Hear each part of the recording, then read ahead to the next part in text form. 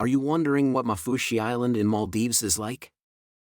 There are plenty of mixed reviews online, so we're here to show you the pros and cons of staying on the biggest Maldives local island. Since the government changed the laws and opened up the Maldives local islands for tourism in 2008, the whole concept of Maldives as we've known for the rich or for that once-in-a-lifetime honeymoon destination has completely changed. The Maldives is still popular as a honeymoon destination, but if you're willing to go off the beaten path, Maldives has so much to offer while going easy on your wallet.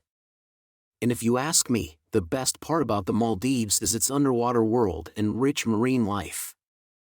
And for full disclosure on the budget, sure, Maldives can be done at $20 per day, only if you are eating sand, drinking seawater, and sleeping on the beach shore. However, with diligent planning, it's possible to do the Maldives on a budget, say $20 to $100 per night stay. Not cheap as Thailand or Vietnam, but far, far cheaper than the uber-expensive $500 to $2,000 per night overwater villas. The most popular of the local islands, Maafushi, is also the best budget island in the Maldives. Occupying just over 1 kilometer and 265 meters in width, it is one of the inhabited islands of Khafu Atoll and the largest of the local islands. It is easy to orient yourself when on the island. The North Beach is usually reserved for water sports, Bikini Beach occupying a small portion of it. You can see many hotels, water sports centers along the beach. The South Beach is more of a local beach and usually empty. Around 1,500 people live on this island, and yet it somehow doesn't feel overcrowded. When in Maldives, go diving. One of the best dive sites in the Maldives is Kaduma Thyla, where you can find white-tip sharks, gray-tip sharks, turtles, and eagle rays gliding around, an abundance of tiny colorful fishes around vibrant corals. If you fancy seeing manta rays, head to Manta Point where you have higher chances of spotting one.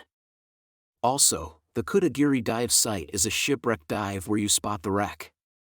The Maldives, being an archipelago of over 1,000 islands, Trans-Maldivian Airways also offers seaplane service to access the remote islands.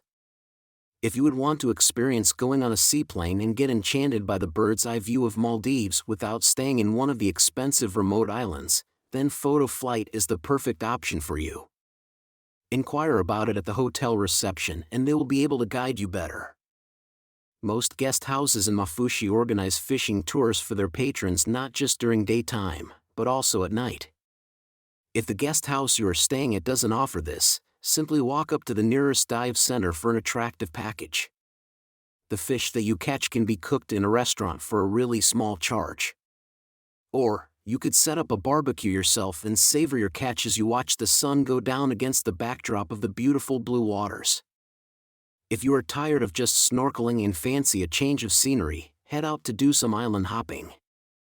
There are a number of islands around Maafushi that you can explore.